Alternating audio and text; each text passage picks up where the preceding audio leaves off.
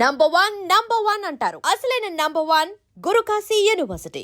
శ్రీముఖి టాపిక్లోకి వద్దాం. ఓకే. ఎప్పుడు శ్రీముఖి వీడియోస్లో కనిపిస్తుంటో, శ్రీముఖితో బిగ్ బాస్ తర్వాత తనతో పాటు ఉండడం, తనతో ఫ్రెండ్షిప్ చేయడం అవన్నీ జరుగుతూ ఉంటాయి కదా. లైక్ ఫస్ట్ పాయింట్లో మాట్లాడుకుందాం, పబ్లిక్ పాయింట్ ఆఫ్ వ్యూలో మాట్లాడుకుందాం. అంటే సీజన్లోకి వెళ్ళావు, 2 వారాలు, రెండు వారాల్లో బయటకు వచ్చేయడం జరిగింది. 2 వీక్స్లోని వాళ్ళిద్దరికి ఏంటి అంత కనెక్షన్, ఎందుకు ఇంత క్లోజ్కి అయిపోవడానికి రీజన్స్ ఏంటని అప్పుడు క్వశ్చన్ రాలా. ఈ మధ్య కాలంలో వస్తున్నాయి క్వశ్చన్స్. ఓకే. ఏం చెప్తావు? శ్రీముఖి క్యారెక్టర్ ఏంటంటే ఎదుటి వాళ్ళని చదివేస్తుంది. వీళ్ళు ఏం ఆలోచిస్తున్నారు, వీళ్ళు ఏం మాట్లాడుతున్నారు, లోపల ఏం పెట్టుకుని మాట్లాడుతున్నారు కూడా చక్కగా కనిపెట్టేస్తుంది అనమాట. సో నేనున్నది షోలో తక్కువైనా సరే తనకి నా నిజాయితీ, నేను మాట్లాడే విధానం, నాలో ఉన్న నిజాయితీ నచ్చింది అంతే. తర్వాత బయటకు వచ్చిన తర్వాత కలుస్తున్నప్పుడు తిను ఎవరికి భయపడదు, ఉన్నది ఉన్నట్టుగా మాట్లాడుతుంది, నమ్మిన వాళ్ళకి ప్రాణం ఇచ్చేస్తుంది. ఈ 3 విషయాలు తెలుసుకుంది. సో అందువల్ల మేము ఇంకా క్లోజ్ అవటం జరిగింది. నేను ఇంకొకటి ఫ్యామిలీకి దూరంగా ఉంటా. నేను హైదరాబాద్లో టీవీ ఇండస్ట్రీ వల్ల ఉండటం, సింగిల్గా ఉండేదాన్ని. అప్పుడు శ్రీముఖికి పరిచయం అవటం వల్ల తనకున్న బయట సర్కిల్లో నన్ను ఒకరిలాగా కలుపుకొని నన్ను పిలవటం, ఇంటికి వెళ్ళటం, కలవటం, అవి చూస్తూ క్లోజ్ అవటం జరిగింది. క్లోజ్ అవుతూ జరిగిన దాంట్లో ఒక నమ్మకం, ఒక ట్రస్ట్ అనమాట. నేనంటే తమన్నా ప్రాణం పోయినా సరే నిలబడిపోద్ది నమ్మిన వాళ్ళ కోసం అన్న ఒక ట్రస్ట్, ఒక్క విషయం వల్లే ఈరోజు నేను శ్రీముఖితో నిలబడగలిగాను. ఇంకొకటి ఏంటంటే నాట్ ఓన్లీ శ్రీముఖి వాళ్ళ మదర్. అసలు ఈరోజు నేను ఇంటికి వెళ్ళిపోతానంటే బాధపడిపోతూ ఉంటుంది. నన్ను ఒక సొంత చెల్లిలా చూసుకుంటుంది, సొంత చెల్లిలాగా. అంటే శ్రీముఖిని నాకు బిడ్డలు లేని లోటు, అంటే నాకు పిల్లలు లేని లోటు శ్రీముఖి వాళ్ళ తమ్ముడు సుశ్రుత్, వాళ్ళిద్దరిని నేను ఒక బిడ్డలాగా చూసుకుంటా. ఐ ఫీల్ మదర్ శ్రీముఖిని నా బిడ్డలా చూసుకుంటాను. అంటే చూసుకునే లెవెల్ నాకు లేదు, అంత ఇది లేకపోయినా ఉన్నంతసేపు నా బిడ్డలాగా చూసుకుంటా. సుశ్రుత్ అసలు నేను ఫీల్ అయిపోతాను, నా తల్లి నా కొడుకు అన్నట్టుగా, ఒక చిన్న బేబీలాగా. తను కనిపిస్తానికి బయట అట్లా కనిపిస్తాడేమో, నాకు మాత్రం ఒక చిన్న క్యూట్ బేబీలా కనిపిస్తాడు.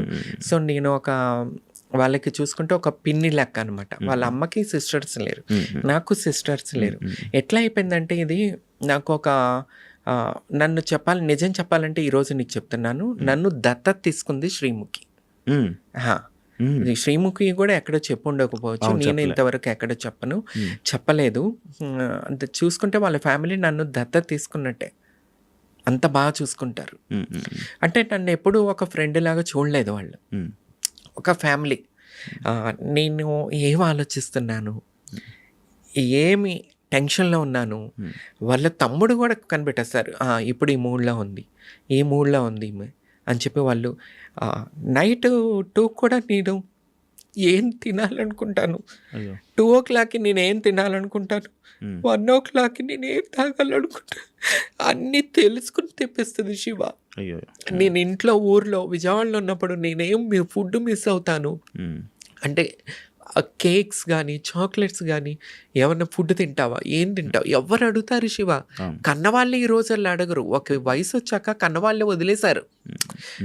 చుట్టవాళ్ళు మాటలకి ఎందుకు ఇట్లా, మీ పిల్ల ఎందుకు ఇట్లా, ట్రాన్స్ ఫీమేల్, పేరెంట్స్ దూరం అయిపోయినాక దేవుడి దయ వల్ల నేను బిగ్ బాస్ దాకా వచ్చాను.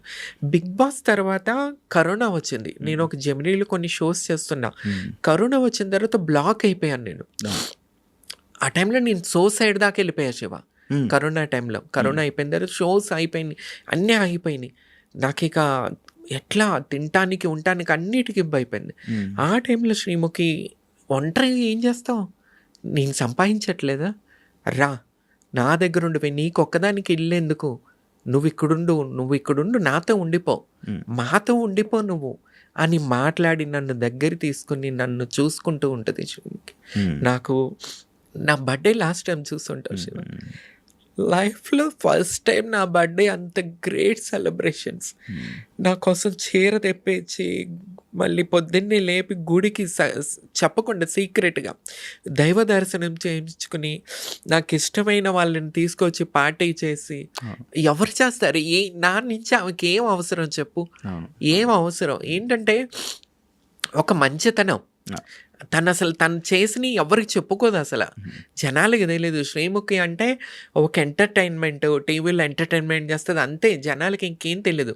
కానీ శ్రీముఖి ఇంకో గొప్ప పెద్ద విషయం నేను ఇంతవరకు చెప్పలా. ఈ మధ్య కాలంలో పాకిజా గారికి 2,00,000 ఇచ్చి ఎంతో వైరల్ చేసుకున్నారు. అవును. కానీ ఇంతవరకు నేను చెప్పలేదు. నన్ను చెప్పొద్దని చెప్పి శ్రీముఖి దాసింది విషయం. నేను ఇల్లు కట్టుకుంటున్నప్పుడు నాకు శ్రీముఖి మనీ హెల్ప్ చేసింది. ఎవరు చేస్తారు? ఈ రోజుల్లో 1,000 రూపాయలు ఇస్తే ఎప్పుడు ఇస్తామని అడుగుతారు. నేను కలిసినప్పటి నుంచి కరోనా టైంలో నుంచి నేను బాధపడుతుంటే నాకంటూ సొంత ఇల్లు లేదని నేను బాధపడుతున్నప్పుడు, నీకు ఇల్లు లేదా సొంత ఇల్లు? ఇక్కడ ఉండు, నీకే పర్సనల్గా ఇల్లు కావాలంటే నేను కట్టిస్తాను నీకు ఇల్లు అని నాకు అప్పటి నుంచి నిలబడింది. కానీ నేను ఇల్లు కట్టుకుంటున్నప్పుడు మొన్న కూడా నాకు హెల్ప్ చేసింది. నిజంగా ఆ దేవుడు, నేను నమ్ముకునే నా బాబా ఆమెకు ఆయుర ఆరోగ్యాలు ఇవ్వాలా. ఎప్పుడు నా బిడ్డ శ్రీముఖి సూపర్ స్టార్ లాగా స్క్రీన్ మీద కనబడుతూ ఉండాలి. ఇది నా కోరిక. ఇంకొకటి ఏంటంటే తొందరగా పెళ్ళి కావాలి శ్రీముఖికి. నేను తమన్నా సింహాద్రి దేవుడి దగ్గర ఏం కోరుకుంటుందంటే, ఎందుకంటే నన్ను దత్తత తీసుకుని ఈ రకంగా నా మంచి చెడు చూసుకుంటూ ఇల్లు కట్టుకుంటున్నప్పుడు నాకు డబ్బు ఇచ్చి సహాయం చేసి, నాకు ఇంతమంది రక్త సంబంధం చుట్టాలు పొట్టాలు ఇంతమంది ఎవ్వరూ నన్ను తిన్నావా తినలేదని అడగలేదు. ఎక్కడున్నావని అడగరు, ఏం చేస్తున్నావని అడగరు. మొత్తం అప్డేట్ శ్రీముఖి తీసుకుంటుంది. అప్డేట్, ఎక్కడున్నావు, ఏం చేస్తున్నావు, ఎట్లున్నావు, ఏమన్నా ప్రాబ్లమ్మా, ఎప్పుడన్నా ఏదన్నా నేను ఇంట్లో ఉండి ఊరిలో ఉండే మెసేజ్ చేస్తే, ఏంటి తమ్ము ఏమన్నా ప్రాబ్లమ్మా, ఇదే అడుగుతుంది ఫస్ట్ మెసేజ్. ఏమన్నా ప్రాబ్లమా, నువ్వు ఎట్లా ఉన్నావు, బాగున్నావా అని. అట్లా ఉంటుంది అనమాట. That is Sreemukhi. చాలా మందికి తెలియదు, బేసిక్గా తెలియదు. That is Sreemukhi. చాలా great kindly hearted person Sreemukhi. ఇది తెలియదు ఎవరికి. నేనే కాదు, ఉన్న ఫ్రెండ్ సర్కిల్ని అందరినీ ఒక తల్లిలాగా వాళ్ళు ఏం తింటారు ఇష్టమైన తన చేతులతో వండి పెడుతూ ఉంటుంది. ఇంత పెద్ద టీవీ స్టార్ అయ్యిండు కూడా తన చేత్తో వండుతుంది. వండి ప్రతిరోజు రెగ్యులర్గా మేము ఆమె చేత్తోనే తింటాం. ఆమె ఫుడ్ తింటాం, ఆ ఉప్పు తింటాం. ఆమె ఉప్పు తిని ముందుకెళ్తున్న దాన్ని నేను. సో ఆ దేవుడు ఎప్పుడు కూడా శ్రీముఖి చల్లగా ఉండాలా, మంచి భర్త దొరకాలా, ఇంకా ఫీల్డ్లో సక్సెస్ కావాలా. నేను బతుకున్నంత వరకు నేను ఎప్పుడు శ్రీముఖి ఇదే కోరుకుంటాను. శ్రీముఖితో నీకు ఇంత బాండింగ్ ఉంది. బట్ ఇదంతా ఇప్పుడు ఈ పాడ్కాస్ట్ వల్ల జనాలకు తెలిసింది. కానీ లేకపోతే అంటే నువ్వేదో శ్రీముఖి ఫ్రేమ్ వాడుకుంటున్నావని, లేకపోతే నువ్వేదో కావాలని తన వెనక తిరుగుతున్నావని అనుకునే వాళ్ళు చాలామంది ఉన్నారు బేసిక్గా కదా. ఇంత మంచి ఫ్రెండ్ మరి ఒక రీసెంట్గా కేబీకేజీ షోకి ఫ్రెండ్స్ దాంట్లో ఎందుకు వెళ్ళలేదు నువ్వు? ఫ్రెండ్స్ అప్పుడు నేను లేను ఇక్కడ. ఫ్రెండ్స్ నీ చేతు వెళ్ళినప్పుడు నేను లేను యాక్చువల్లీ హైదరాబాద్లో. అందువల్ల వెళ్ళలేకపోయాను. తర్వాత నేను నాకు కాల్ రాలేదు, పిలుపు రాలేదు. ఇందాక చెప్పాను కదా, డైరెక్టర్స్కి ఎలక్షన్ అయిపోయింది, సంవత్సరం అయిపోయింది. తమన్నా సింహాద్రి ఎక్కడ కనిపించట్లేదు. ఎందుకంటే ఆంధ్రప్రదేశ్, నేను తెలంగాణ గురించి మాట్లాడను, ఆంధ్రప్రదేశ్లో ట్రోలింగ్, తిట్టడం. రోజా గారు ఉన్నారు. ఐఎమ్ నాట్ వైసీపీ పార్టీ, నేను వైసీపీ పార్టీ కాదు, నేను ఒక బీసీవైపీ పార్టీ అనే ఒక ఎమ్మెల్యే క్యాండిడేట్ని. ఆ పార్టీ తరఫున నేనున్నాను ప్రజెంట్. నా జనసేన, నా టీడీపీ, నా వైసీపీ ఈ పార్టీలతో నాకు సంబంధం లేదు. ఒక మహిళ, ఒక ఆర్టిస్ట్, సూపర్ స్టార్ ఆమె ఫిలిం ఇండస్ట్రీలో, ఆమె ముందుకొచ్చి ఒక రాజకీయ నాయకురాలుగా ముందుకొస్తున్నప్పుడు అసలు బీభత్సంగా తిడుతున్నారు. అంటే ఆమె ప్రశ్నిస్తుంది. ఒక పురుష నాయకుడిని, పవన్ కళ్యాణ్ గారిని కానీ ఎవరినైనా అడుగుతున్నప్పుడు ఎవరు తోకొస్త ఏమంటారు, కోరికిస్కంగాడు, పనికిమాలినోడు, ప్రతి ఒక్కడు సోషల్ మీడియా, ఒక యూట్యూబ్ ఛానల్స్ ద్వారా, సోషల్ మీడియా ద్వారా బీభత్సమైన మాటలు మాట్లాడతాం, పర్సనల్ లైఫ్ని తీసుకొచ్చి మాట్లాడతాం, వాళ్ళ ఆమె బిడ్డతో కలిపి అబ్బా అబ్బా అబ్బా అసలు చూస్తుంటే రక్తం ఉడికిపోతుంది. ఎందుకంటే ఇప్పుడు రోజా గారి గురించి మా సపోర్ట్గా మాట్లాడింది అంటే ఈమె కూడా వైసీపీ అదేదో పెట్టారు కదా, ఆ టైప్ అని కామెంట్ చేస్తూ ఉంటారు.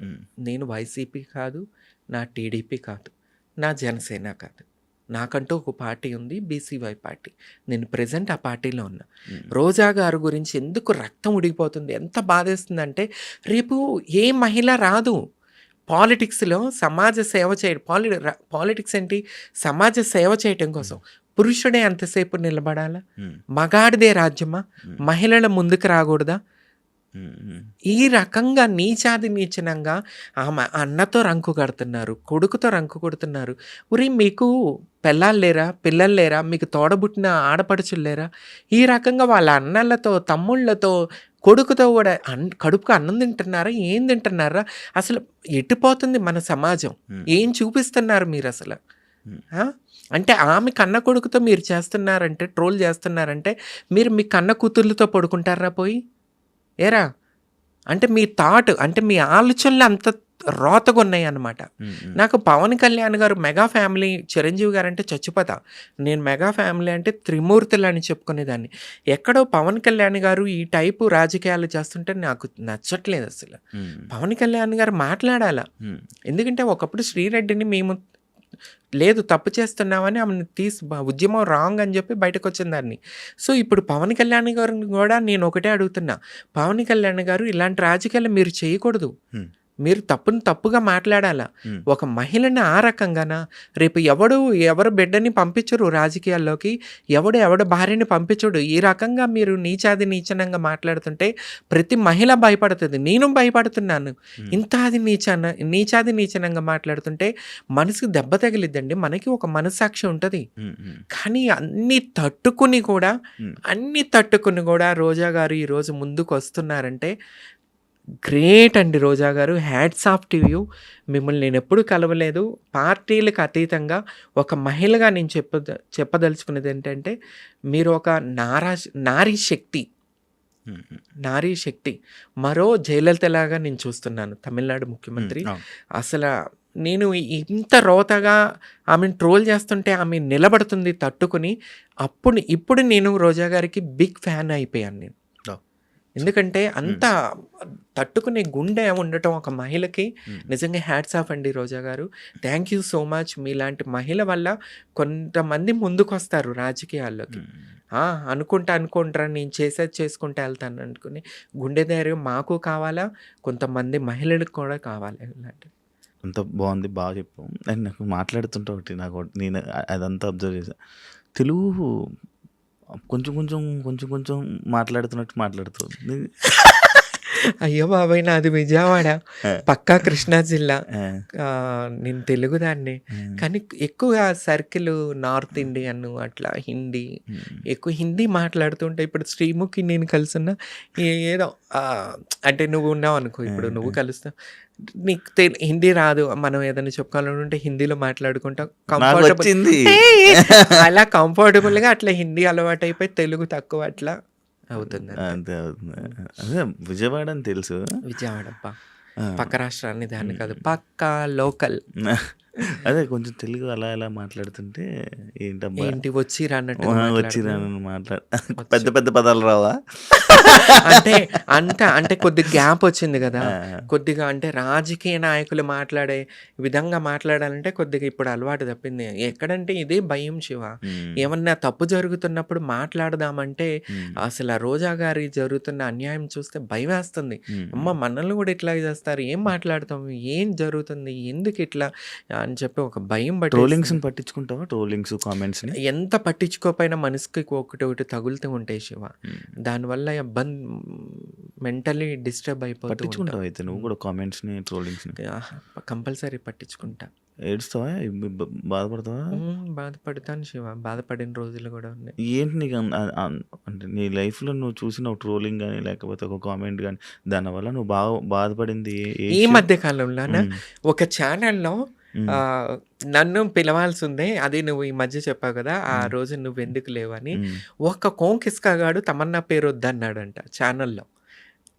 అప్పుడు నేను ఆ నైట్ నిద్రపోలా. శ్రీముఖి దగ్గర కూడా కొద్దిగా డిస్టర్బ్గా మాట్లాడాను. చాలా డిస్టర్బ్. ఎందుకు భయ్, నాతో ఏం ప్రాబ్లం మీకు? నేను ఇంత కంటెంట్ ఇస్తాను, మీకు రేటింగ్ వస్తుంది, అచ్చమైన తెలుగుదాన్ని, ఎందుకు నాతో ఏం ప్రాబ్లం అని ఆ నైట్ అంతా డిస్టర్బ్ అయిపోయి కొద్దిగా డిస్టర్బ్ అయ్యాయి మధ్యకాలంలో. ఓకే, అన్ని సెట్ అవ్వాలని కోరుకుంటున్నాను. Thank you. Thank you so much. మంచి పాడ్కాస్ట్ ఇచ్చావు, నీ జర్నీ గురించి మంచి మాట్లాడుకున్నాం. మళ్ళీ మాట్లాడాలి. మళ్ళీ నేను ఎమ్మెల్యే అయ్యాక అంత గ్యాప్ ఇవ్వను అనుకో, ఈ గ్యాప్లోనే మళ్ళీ నాకు పిలుస్తా, మళ్ళీ తప్పకుండా మళ్ళీ దాని దగ్గరికి రావాలని, ఇంకా మంచి వీడియోస్ చేయాలని కోరుకుంటాను. అండ్ నీకు కూడా నువ్వు ఏదైతే చేస్తున్నావు అన్నింటిలో మంచి సక్సెస్ అవ్వాలని, ఇండస్ట్రీలో కూడా మళ్ళీ తెలుగు ప్రేక్షకులకు ముందుకు వచ్చి వాళ్ళని కూడా ఎంటర్టైన్ చేస్తామని మనస్ఫూర్తిగా కోరుకుంటున్నాను. Wish you all the best. Friendship కూడా చాలా మంచిగా శ్రీముఖితో బాగా ఇంకా అలానే హ్యాపీగా ఉండాలని, ఫ్రెండ్ కాదు మీ బిడ్డలతో మంచిగా ఉండాలని, మాతో కూడా మంచిగా ఉండాలని మనస్ఫూర్తిగా కోరుకుంటూ all the best. Thank you.